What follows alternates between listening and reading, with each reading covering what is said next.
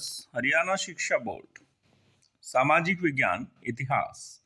विषय है आज का उपनिवेशवाद व साम्राज्यवाद।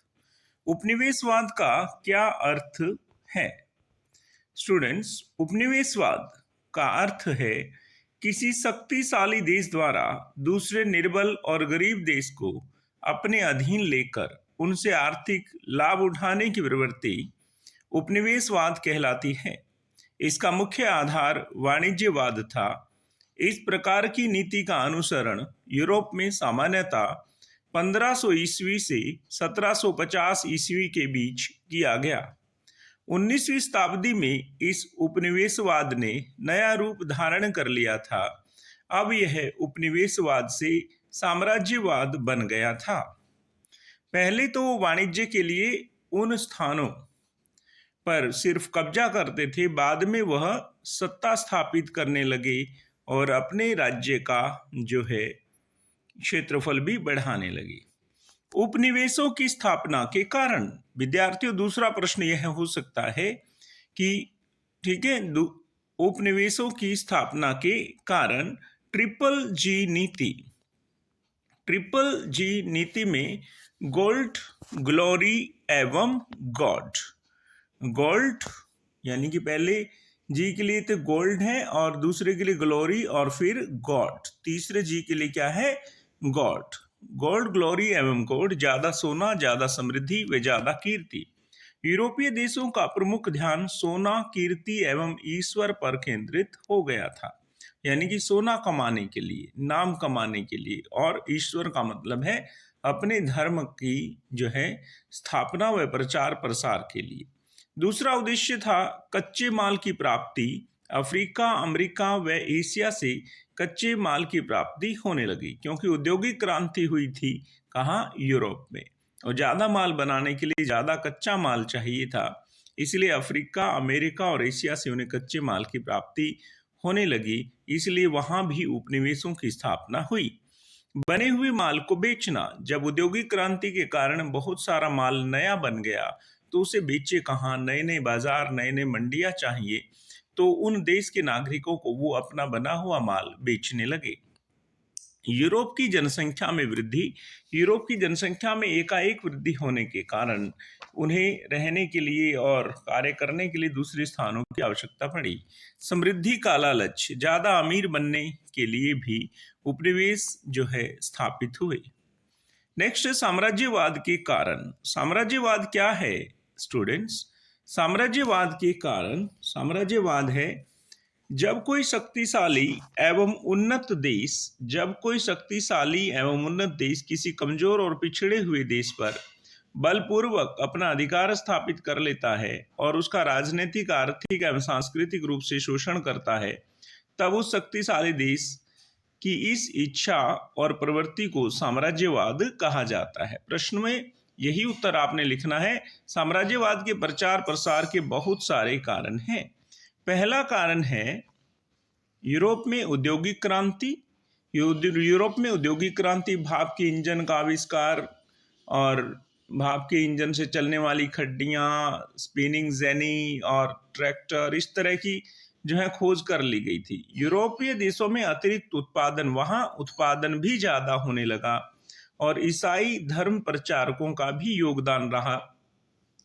तो इस तरह से 1605 में जो है सर टॉमस रो के साथ साइमन जॉनसन भी आए, जो धर्म प्रचार के लिए ईसाई मिशनरीज भी आई। यूरोपियन राष्ट्रवाद की भावना। यूरोप में जो छोटे छोटे राज्य थे स्टूडेंट्स, वहाँ अब एक राष्ट्र, एक इकाई के रूप में पहचाने लगे और प्रत्येक देश का नागरिक अपने देश की ज़्यादा शान और समृद्धि चाहता था। सभ्य बनाने का अभियान। उन्होंने कहा कि हम संसार के बाकी जो असभ्य लोग हैं उनको सभ्य बना रहे हैं, और यातायात और संचार के साधन भी इसमें एक कारण बने। नौसेना और रेल का प्रचार प्रसार। नेक्स्ट है स्टूडेंट्स इंग्लैंड के उपनिवेश। अब प्रश्न यह आ सकता है आपके पेपर में कि इंग्लैंड के उपनिवेश, ठीक है, इंग्लैंड के उपनिवेश भारत के साथ व्यापार करने के उद्देश्य से पुर्तगाली, डच और अंग्रेज और फ्रांसीसी लोग भारत आए। कुछ समय तक पुर्तगाली एवं डच शक्तियों ने भारत में व्यापार किया, परंतु 18वीं सदी के प्रारंभ में उनकी शक्ति भारत में लगभग समाप्त हो गई। अब भारत में केवल अंग्रेज और फ्रांसीसी ही रह गए। इन दोनों शक्तियों में भारत में अपना प्रभुत्व स्थापित करने के उद्देश्य से 1744 से 1763 के बीच कर्नाटक के 3 युद्ध भी हुए और इनमें अंतिम विजय अंग्रेजों की हुई। 1757 में प्लासी के युद्ध के बाद अंग्रेजों को बंगाल में अपना राजनीतिक अधिकार मिल गया और 1764 बक्सर के युद्ध के बाद उन्हें बंगाल, बिहार, उड़ीसा की दीवानी भी प्राप्त हो गई। 1799 में अंग्रेजों ने टीपू सुल्तान की भी हत्या कर दी और मैसूर पर अधिकार कर लिया। इस तरह से लैप्स की नीति द्वारा लॉर्ड डलहौजी ने लगभग पूरे भारत पर अपना शासन स्थापित कर लिया। नेक्स्ट है इंग्लैंड के उपनिवेश। इंग्लैंड के उपनिवेश, कॉलोनीज ऑफ इंग्लैंड। इंग्लैंड के उपनिवेश कहाँ कहाँ थे, ये प्रश्न अब आपके सामने आ रहा है। बर्मा, जिसे आजकल म्यांमार कहा जाता है। इंग्लैंड ने बर्मा के विरुद्ध 3 युद्ध किए। यह युद्ध 1824 से 1885 के बीच किए गए। युद्ध के परिणाम स्वरूप बर्मा के समस्त प्रदेश ब्रिटिश भारतीय राज्य में मिला लिए गए। और श्रीलंका एक द्वीप देश है। श्रीलंका पर पहले पुर्तगालियों और फिर डच लोगों ने शासन किया और अंत में अंग्रेजों ने अपना अधिकार स्थापित किया। अंग्रेज श्रीलंका से क्या ले जाते थे? चाय और रबड़, और बहुत पैसा कमा रही थी उनके बागान लगाकर। और इंग्लैंड का कब्जा 1948 तक श्रीलंका पर रहा। इंग्लैंड के उपनिवेश, अब क्वेश्चन ये है स्टूडेंट्स, इंग्लैंड के उपनिवेश कहाँ कहाँ है? मलाया और मलाया जो है हमारे एशिया में है, यानी कि दक्षिण पूर्व में, और तिब्बत। मलाया कौन सा देश है? मलाया अंग्रेज दक्षिण पूर्व एशिया में अपना पांव फैलाना चाहते थे। 1840 में उन्होंने सिंगापुर को अपने अधिकार में ले लिया और 1865 में अंग्रेजों ने मलाया प्रायद्वीप पर अपना अधिकार कर लिया। 1940 में तिब्बत को पराजित करने के बाद दलाई लामा के साथ अंग्रेजों की एक संधि हुई और ब्रिटिश भारत तथा तिब्बत के बीच व्यापार आरंभ हो गया। तिब्बत अब जो है व्यवहारिक रूप से अंग्रेजों के प्रभाव में आ गया। ये इंग्लैंड के उपनिवेश हैं। और साम्राज्यवाद के प्रभाव क्या क्या रहे? विद्यार्थियों, ये प्रश्न अवश्य आएगा कि साम्राज्यवाद के क्या क्या प्रभाव रहे, और इन प्रभावों में आप सबसे पहले गणना करेंगे एशिया पर साम्राज्यवाद के प्रभाव। एशिया पर अच्छे प्रभाव भी पड़े और बुरे प्रभाव भी पड़े। अच्छे प्रभाव की चर्चा आप पहले करें। अंग्रेजों ने अपने उपनिवेशों में पश्चिमी शिक्षा लागू की। इससे इन देशों के लोगों को यूरोप की राजनीतिक प्रणाली का ज्ञान हुआ। इन देश के नागरिकों ने भी राष्ट्रीय जागृति का ज्ञान लिया और साम्राज्यवाद से इन देशों में नए नए उद्योग स्थापित हुए, नए नए रोजगार स्थापित हुए, नए नए संरचनाएं जैसे सड़क तथा रेल इत्यादि का निर्माण किया जाने लगा और यातायात बहुत अधिक विकसित हुआ, और यह इसके अच्छे प्रभाव थे। तो साम्राज्यवाद के विनाशकारी प्रभाव क्या थे, बुरे प्रभाव क्या थे? साम्राज्यवाद के बुरे प्रभाव, ये भी आपने इस प्रश्न के उत्तर में लिखना है कि साम्राज्यवाद के बुरे प्रभाव। साम्राज्यवाद का भारत पर विनाशकारी प्रभाव, गांव की स्वावलंबी अर्थव्यवस्था छिन्न भिन्न हो गई और भारतीय धन संपदा का निष्कासन, यानी कि हमारा सारा धन इंग्लैंड जाने लगा। हस्तशिल्प उद्योग, जो हम हाथों से चीजें बनाते थे, उनका पतन हो गया। हाथों से जूते, कपड़े और दरियां वगैरह बनाना, गलीचे वगैरह बनाना, ये सब बंद हो गए।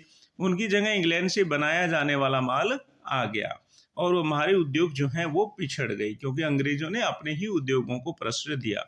निर्यात की अपेक्षा आयात को अधिक बढ़ावा दिया गया, यानी कि वहां इंग्लैंड से सामान ज्यादा आया, हमारे यहाँ से सिर्फ कच्चा माल जाता था। बना हुआ माल, अंतिम वस्तुएं वहां से आती थी। भारतीय कृषि एवं किसानों पर भी बहुत दुष्प्रभाव हुआ। किसान कर्जदार हो गए। नेक्स्ट है स्टूडेंट्स, भारत में फ्रांस के उपनिवेश। प्रश्न पत्र में वह यह भी प्रश्न पूछ सकता है कि भारत में फ्रांस के उपनिवेश कहाँ कहाँ हैं? पांडिचेरी, चंद्रनगर, मॉरिशस, माही आदि। फ्रांस ने 1674 ईस्वी में पांडिचेरी के स्थान पर अपनी बस्तियां स्थापित की और पांडिचेरी को फ्रांस ने अपनी भारतीय जो है पांडिचेरी को फ्रांस ने अपनी राजधानी बनाया।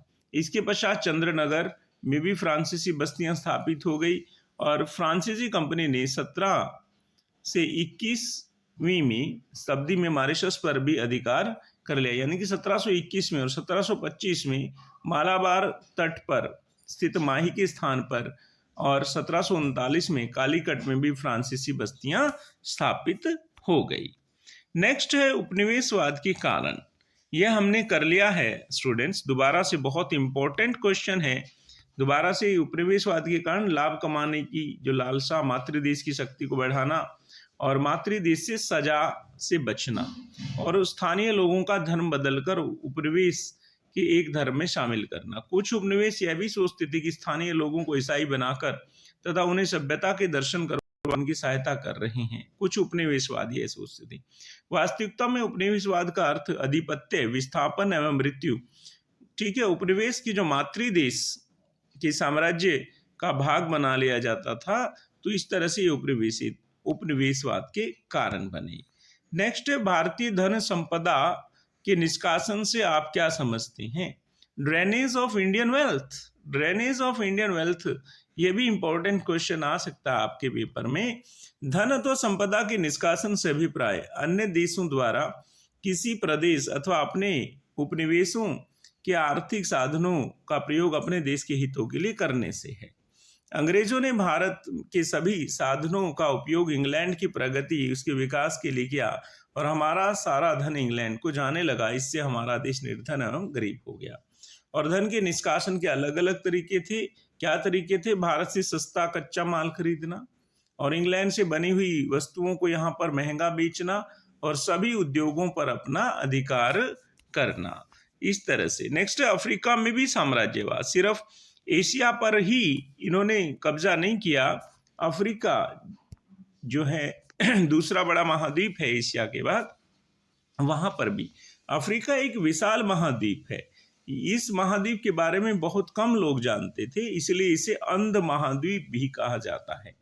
वहां की परिस्थितियां साम्राज्यवाद के बिल्कुल अनुकूल थी। 1875 में के बाद बेल्जियम, पुर्तगाल, फ्रांस, जर्मनी ने इस महाद्वीप में उपनिवेशवाद में भाग लिया। नेक्स्ट इंग्लैंड ने दक्षिण अफ्रीका संघ बनाया, ट्रांसवाल, नटाल आदि प्रदेशों पर कब्जा किया। फिर मिस्र, Sudan, Nigeria, Zambia, Gold Coast, Kenya, Somaliland पर भी अंग्रेजों ने अपना कब्जा कर लिया। इस तरह से अफ्रीका में भी साम्राज्यवाद फैला। ओके स्टूडेंट्स, इन प्रश्नों की तैयारी कीजिए। Share and subscribe Devendra Rohila a tutor. Thank you.